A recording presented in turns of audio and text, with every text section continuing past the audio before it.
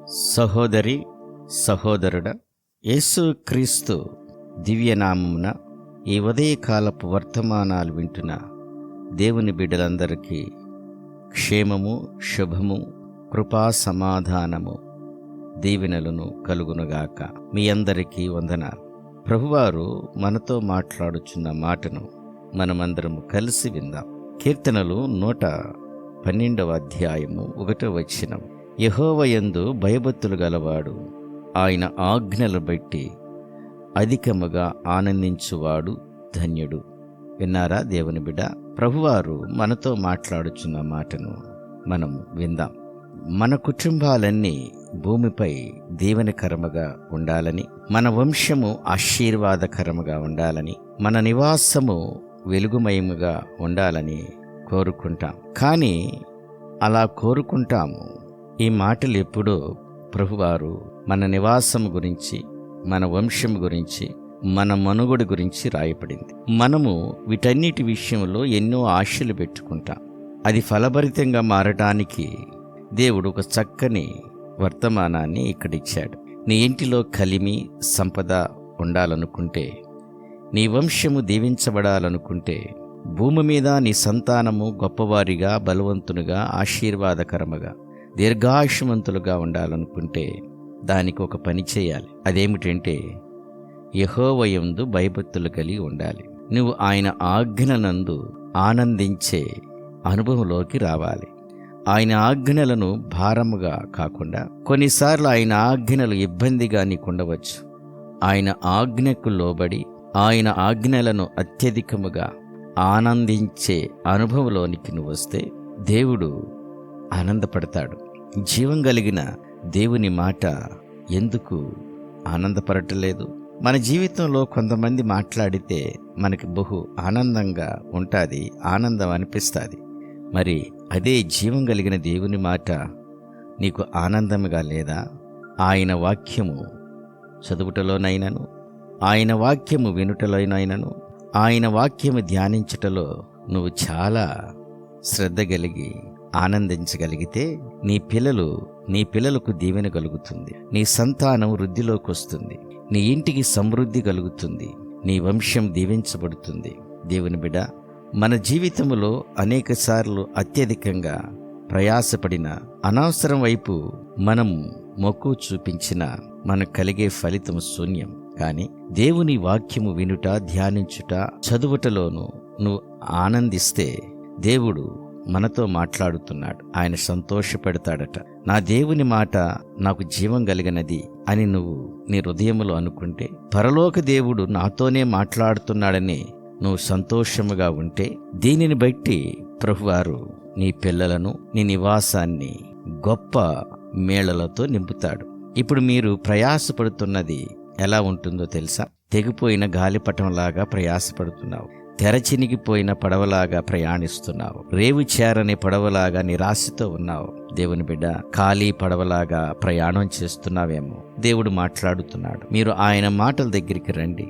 ఆయన మాటలను అంగీకరించండి. మీ హృదయముతో దేవుని చూడండి. దేవుని వైపు తిరగండి. ఈ దీవెనలన్నీ నీకును, నీ వంశమునకు, నీ ఇంటికి దేవుడు కలుగు చేస్తాడు. అందులో నీ ఇంటికి సంబంధించిన 3 రకాల దీవెనలున్నాయి. అది నీకు దీవెన, నీ వంశమునకు దీవెన, నీ సంతానానికి, నీ గృహానికి దీవెన. దేవుని బిడ్డ, దేవుని ఆజ్ఞను బట్టి అత్యధికంగా ఆనందం పడటం నేర్చుకో. వెండి బంగారము కంటే దేవుని వాక్యాన్ని ఎక్కువ విలువ కలిగినదా చూడు. దేవుని మాట నువ్వు అంగీకరించి, దేవుని మాటను ఇష్టపూర్వకముగా ఆనందముతో నువ్వు తీసుకోగలిగితే నీ వంశానికి, నీకు దీవెన కలుగుతుంది. దేవుని మాట మనం విందాం. దేవుని వాక్యాన్ని ప్రేమిద్దాం. దేవుని వాక్యాన్ని ధ్యానిద్దాం. అలా ధ్యానించటం వల్ల నువ్వు ధన్యుడు అవుతావు. నీ వంశం వృద్ధిలోకి వస్తుంది. నీ ఇంటి కలిమితో నింపబడుతుంది. నీకు సమృద్ధి కలిగిన దీవెనలు, ఆయుష్, ఆరోగ్యాలు సమస్తము నీ గృహానికి నా ప్రభువారు యేసు నామములో ఇచ్చునుగాక. రండి, అలాంటి దీవెనలను మనం పొందుకోవటానికి ప్రార్థన చేద్దాం. రండి, తలలు వంచుకుంటే ప్రార్థన. కృపాసత్య సంపూర్ణుడా, ఆశ్చర్యకరుడా, ఆలోచనకర్త, బలవంతుడైన దేవుడా, నిత్యుడగు తండ్రి, సమాధానపతి, నీకే స్తుతులు స్తోత్రాలు చెల్లిస్తున్నాను. నిన్న నేడు నిరంతరం ఏకరీతికున్న దేవా, నీకే మహిమ చెల్లిస్తున్నాను. అల్ఫయు ఓమేగా నీ కొందనాలయ. అయ్యా, నీ మాటలో జీవము ఉన్నది, నీ మాటలో బలం ఉన్నదయ్యా, నీ మాటలో శక్తి ఉన్నది. నీ మాట సర్వాన్ని సృజించింది ప్రభువా. నీ జీవం కలిగిన మాటను ప్రభువా మేము వినటానికి ఆ శక్తిని పెంచే కృపను మాకు అనుగ్రహించండి. నీ ఆజ్ఞకు, నీ కట్టడలకు లోబడే కృపను మాకును మా బిడ్డలందరికీ అనుగ్రహించండి. అయ్యా, మేమందరము తండ్రి నీ యొక్క వాక్యానికి ప్రభువా లోబడి బ్రతికే కృప మాకందరికి అనుగ్రహించండి. మా సంతానాన్ని, మా వంశాన్ని ప్రభువా మీరు వృద్ధిలోకి తీసుకురండి తండ్రి. ఆశీర్వదించండి, దీవించండి. మా కుటుంబాలను దీవించి ఆశీర్వదించమని ప్రార్థన చేస్తున్నాను. ఈ ఉదయకాల సన్నిధిలో ప్రభువా ఎంతమంది బిడ్డలైతే ఈ వాక్యాన్ని విని ఈ ప్రార్థనలో ఏకీభవిస్తున్నారో వారందరినీ ప్రభువా మీరు దీవించండి. వారి యొక్క వంశాన్ని దీవించి ఆశీర్వదించండి. వారి గృహానికి ప్రభువా మీ సమృద్ధిని కలుగు చేయమని ప్రార్థన చేస్తున్నాను తండ్రి. ఈరోజు మా బిడ్డలు ప్రయాణాలు చేయడానికి సిద్ధపడుచుండగా ప్రయాణాలన్నిటిలో ప్రభువా నీ కృప ఉంచండి.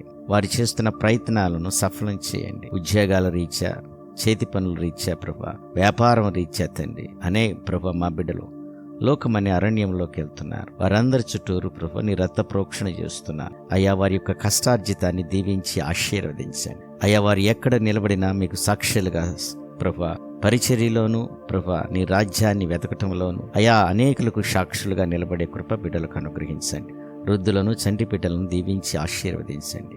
నాయనా ప్రభువా గర్భిణీ స్త్రీలను ప్రభువా తండ్రి సుఖమైన ప్రసవాన్ని బిడ్డలకు అనుగ్రహించండి. ప్రభువా నాయన బాలెంతలోకును ప్రభువా మీ కాపుదలలో భద్రపరచండి తండ్రి. నా వివాహం కాని బిడ్డలకు వివాహాన్ని అనుగ్రహించండి. అనారోగ్యంతో ఉన్న బిడ్డలకు సంపూర్ణమైన ఆరోగ్యాన్ని ప్రభువా యేసునామములో కలుగు చేస్తున్నానయ్యా. నీ ఆత్మకార్యం జరిగించమని నీ వాక్యానికి అందరూ ప్రభు లోబడే కృపను బిడ్డలందరికీ ప్రభు కలుగు చేసి తద్వారా ప్రభు నాయన మాకును ప్రభు మా కుటుంబానికి, మా వంశాన్ని ప్రభు అభివృద్ధి చెందించి ఫలింపచేసి వృద్ధి చేసి ప్రభు దీవెనకరంగా మార్చమని యేసుక్రీస్తు దివ్యనామములో అడిగి వేడుకుని ప్రార్థన చేయుచున్నాను పరమ తండ్రి, ఆమేన్. తండ్రి యొక్క ప్రేమ, కుమారుని యొక్క కృప, పరిశుద్ధాత్మిక నేను సహవాసము మనకును సకల పరిశుద్ధులకును సదాకాలం తోడుండి నడిపించునుగాక, ఆమేన్.